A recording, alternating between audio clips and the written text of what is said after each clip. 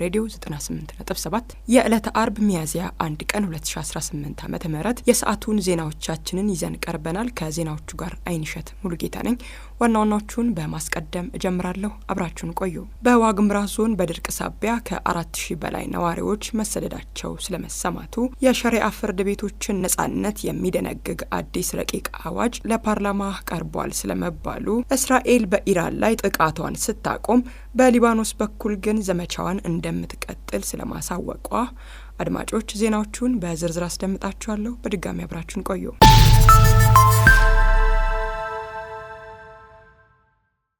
በዋግምራ ዞን በድርቅ ሳቢያ ከ4000 በላይ ነዋሪዎች መሰደዳቸው ተነገረ።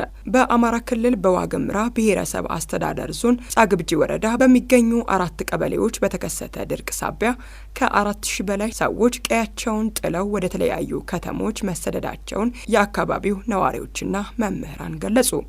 በደሴ ከተማ በልመና ላይ መሰማራታቸው የተነገረው የሁለተኛ ክፍል ተማሪዎች ለጀርመን ድምጽ እንደገለጹት በአካባቢያቸው ለምግብ የሚሆን ነገር በመጥፋቱና በድርቁ ምክንያት ወደ ልመና ተግባር ለመግባት መገደዳቸውን ተናግረዋል። ችግሩ በመማር ማስተማር ሂደቱ ላይም ከፍተኛ ጫና መፍጠሩንና ልመናን እንደ ገቢ ምንጭ በመጠቀም ልጆቻቸውን ለልመና እያሰማሩ መሆኑንም የአካባቢው መምህራን ለዜና ምንጩ አስረድተዋል። የዞኑ አደጋ መከላከልና ስራ አመራር ኮሚሽን በበኩሉ በበጋው ወቅት ሰብላቸው ለተጎዳባቸው 27000 ሰዎች የምግብና የገንዘብ ድጋፍ ማድረጉን ገልጿል።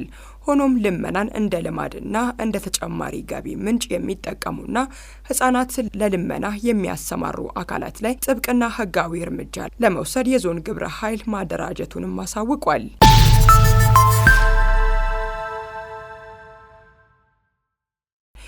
የሸሪዓ ፍርድ ቤቶችን ነጻነት የሚደነግግ አዲስ ረቂቅ አዋጅ ለፓርላማ ቀረበ። የፌዴራል የሸሪዓ ፍርድ ቤቶች ከ25 ዓመታት በኋላ ራሳቸውን ችለው እንዲደራጁ የሚያስችል ረቂቅ አዋጅ ለህዝብ ተወካዮች ምክር ቤት ቀርቧል።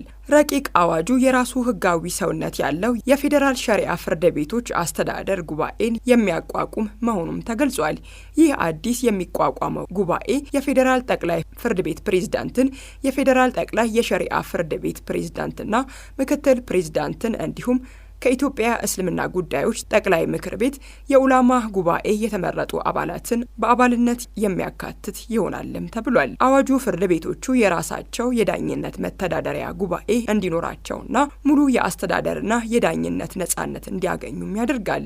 በተጨማሪም የስልጣን ተዋረዳቸውን በማስተካከል የፌዴራል መጀመሪያና ከፍተኛ የሸሪዓ ፍርድ ቤቶች ተጠሪነታቸው ለፌዴራል ጠቅላይ የሸሪዓ ፍርድ ቤት እንዲሆን ይደነግጋል። ይህም የሃይማኖት ነጻነትና የሙስሊሙን ማህበረሰብ የፍትህ ጥያቄ በተሟላ መልኩ ለመመለስ ያለመ መሆኑም ተገልጿል። የፌዴራል የሸሪዓ ፍርድ ቤቶች ረቂቅ አዋጁን መርምሮ ለዝርዝር እይታ ለዲሞክራሲ ጉዳዮች ቋሚ ኮሚቴ መምራቱም ተመላክቷል።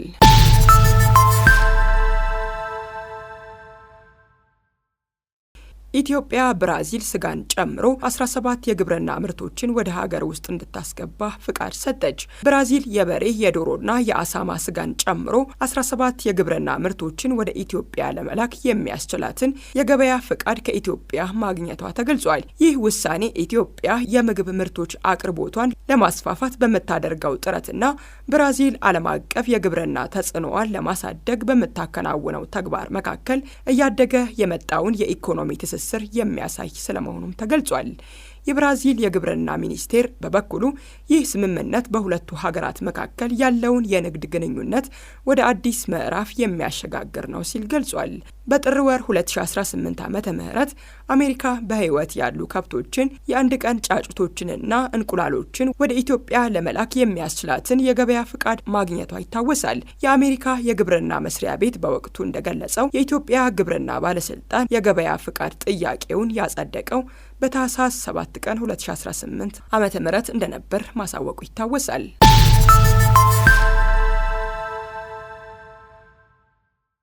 ፓርቲው ምርጫውን ለማካሄድ አስቻይ ሁኔታ አለመኖሩን ገለጸ። የኢትዮጵያ ሕዝባዊ አብዮታዊ ፓርቲ ኢህአፓ ትናንት መጋቢት 30 ቀን 2018 ዓ.ም ባወጣው መግለጫ ጠቅላላ 7ኛው ሀገር አቀፍ ምርጫውን ለማካሄድ አስቻይ ሁኔታዎች አለ ብሎ እንደማያምን ገልጿል። ፓርቲው በመግለጫው የህዝቡ ሰላምና ደህንነት ባልተጠበቀበት ሁኔታ፣ ገለልተኛ የሚዲያ ተቋማት በሌሉበት ሁኔታና ዓለም አቀፍ ታዛቢዎች በሌሉበት ምርጫውን አካሂዳለሁ ማለት ተገቢ አለመሆኑን በመግለጽ የሀገር አንድነት ከመሰረቱ እንዲናጋ የሚያደርግ ነው ብሎታል። የተጠቀሱት አስቻይ ሁኔታዎች ተሟልተው ፍትሐዊ ምርጫ እንዲደረግ ያሳሰበው ፓርቲው በተለያዩ ከተሞች ሰላማዊ ሰልፍ ለማድረግ ማቀዱንም አሳውቋል።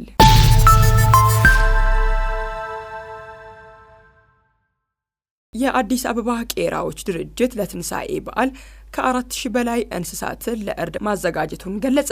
የአዲስ አበባ ቄራዎች ድርጅት ለመጪው የትንሳኤ በዓል በቂ ዝግጅት ማድረጉን ዛሬ ለጋዜጠኞች በሰጠው መግለጫ አስታውቋል። ድርጅቱ በበዓሉ ወቅት 4000 የሚጠጉ የቁም እንስሳትን ለማረድ ማቀዱን የገለጸ ሲሆን ከእነዚህም ውስጥ 2600 የሚሆኑት በሬዎች፣ 1200 ያህሉ ደግሞ በግና ፍየሎች መሆናቸው ተመላክቷል። የድርጅቱ ዋና ስራ አስፈጻሚ አቶ ሙሉነህ ደሳለኝ እንደገለጹት የታረደው ስጋ በፍጥነት ለተጠቃሚው ለማድረስ 20 ተሽከርካሪዎች ነዳጅ ተሞልተው ለስምሪት መዘጋጀታቸውን ገልጸዋል። አክለውም በሸማቾች ማህበር በኩል የሚቀርበው ስጋ በኪሎ 650 ብር እንዲሸጥ መወሰኑንና ይህም ገበያውን ለማረጋጋት ትልቅ እገዛ እንደሚኖረው ገልጸዋል። ድርጅቱ አሰራሩን በማዘመን በሰዓት 800 በሬዎችን የማረድ አቅም ላይ መድረሱን የጠቀሱት ዋና ስራ አስፈጻሚው የውሃና የጽዳት ችግር እንዳይከሰትም የራሱ የሆነ የውሃ ጉድጓድ ማስቆፈሩን ተናግረዋል። በተጨማሪም በግል መጥተው ማሳረድ ለሚፈልጉ ደንበኞች በሬ በ3000 ብር፣ በግና ፍየል ደግሞ በ1500 ብር አገልግሎቱን ማግኘት እንደሚችሉም ገልጸዋል። ይህም አገልግሎቱ በውጭ ካለው እስከ 10000 ብር ከሚጠየቅበት ዋጋ አንጻር እጅግ ቅናሽ መሆኑም ተጠቁሟል። በሌላ በኩል የስጋውን ጤንነትና ደህንነት ለመጠበቅ 40 የምርመራ ሐኪሞች መመደባቸውን የአዲስ አበባ አርሶ አደርና የከተማ ግብርና ልማት ኮሚሽን ምክትል ኮሚሽነር ዶክተር ጸጋ ለማ ገልጸዋል። ዶክተር ጸጋ በዚሁ ወቅት እንደተናገሩት ህገወጥ እርድ አሁንም ትልቅ ተግዳሮት ሆኖ እንደቀጠለም ገልጸዋል። በዚህም መሰረት በህገወጥ እርድ ላይ በተሰማሩ 179 ሉካንዳ ቤቶች ላይ እርምጃ መወሰዱንና በወንዝ ዳርና በጓሮ እርድ ሲያከናውኑ ከተገኙ ግለሰቦች ላይ 10 በሬዎችና 10 በጎች መወረሳቸውን ይፋ አድርገዋል። ህብረተሰቡ ጤናውን ለመጠበቅ ሲል በቄራ የታረደና የጤና ምርመራ የተደረገበትን ስጋ ብቻ እንዲጠቀምም ድርጅቱ ጥሪውን አስተላልፏል።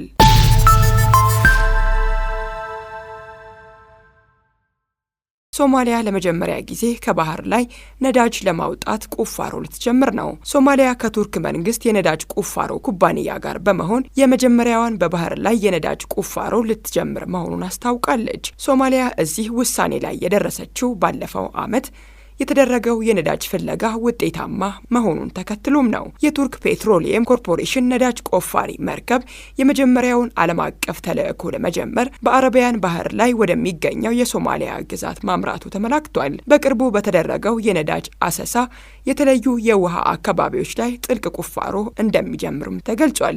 ቱርክ በ2024 መጀመሪያ ላይ ከሶማሊያ ጋር የመከላከያና የምጣኔ ሀብት ስምምነት የተፈራረመች ሲሆን ይህም ነዳጅና የተፈጥሮ ሀብት ፍለጋን ያካተተም ነው። ዘገባው የቢቢሲ ነው።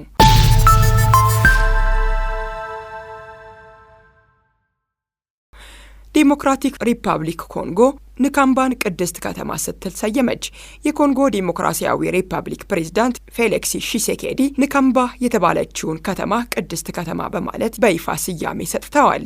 ስያሜው የተሰጠው ለታላቁ የሀገሪቱ መሪና ነቢይ ለሆኑት ሲሞን ኪምባንጉ ክብር ለመስጠት በተከናወነ የመታሰቢያ ስነ ስርዓት ላይ ነው። የኪምባንጉስት ቤተ ክርስቲያን ማዕከል የሆነችው ንካምባ በሀገሪቱ ምዕመናን ዘንድ አዲሲቷ ኢየሩሳሌም በሚል መጠሪያዋ ትታወቃለች።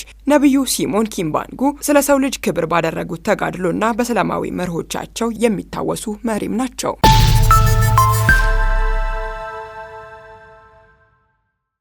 ስታቆም በሊባኖስ በኩል ግን ዘመቻዋን እንደምትቀጥል ገለጸች። የእስራኤል መከላከያ ሰራዊት በኢራን ላይ የሚፈጽመውን ጥቃት ማቆሙን ይፋ አድርጓል።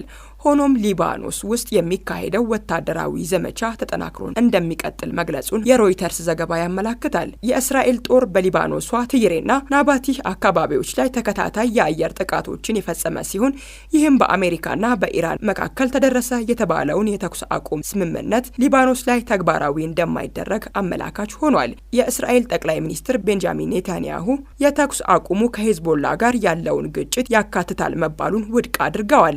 እስራኤል በደቡባዊ ሊባኖስ የደህንነት ዞን የማቋቋም እቅድ እንዳላት የገለጸች ሲሆን በግጭቱ ምክንያት ተፈናቅለው የወጡ ነዋሪዎችም ወደ መኖሪያቸው እንዲመለሱ እንደማትፈቅድና የሊባኖስን ግዛቶች ተቆጣጥራ እንደምትቆይ አስታውቃለች። የአሜሪካው ፕሬዝዳንት ዶናልድ ትራምፕ ማክሰኞ ዕለት የመጨረሻ ያሉትን ማስጠንቀቂያ ለኢራን ከሰጡ ከሰዓታት በኋላ በሁለቱ ሀገራት መካከል የ2 ሳምንት የተኩስ አቁም ስምምነት መደረጉ ይታወሳል።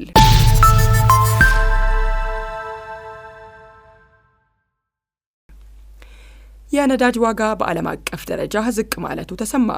በኢራንና አሜሪካ መካከል የ2 ሳምንት የተኩስ አቁም ስምምነት ከተደረገ በኋላ የዓለም የነዳጅ ዋጋ በከፍተኛ ሁኔታ እየቀነሰ መምጣቱ ተሰምቷል። በአሜሪካ ዌስት ቴክሳስ ኢንተርሚዲየት የነዳጅ ዋጋ በ18 በመቶ ቀንሶ ወደ $92.60 ወርዷል። በተመሳሳይ የብሬንት ድፍድፍ ነዳጅ ዋጋ በበርሜል በ6 በመቶ ቀንሶ ወደ $103.40 ደርሷል። በቀጣይም የሆርሙዝ ሰርጥ ለሁሉም መርከቦች ተከፍቶ ነጻ ዝውውር ሲደረግ የነዳጅ ዋጋ ከዚህም ሊቀንስ እንደሚችል ተመላክቷል።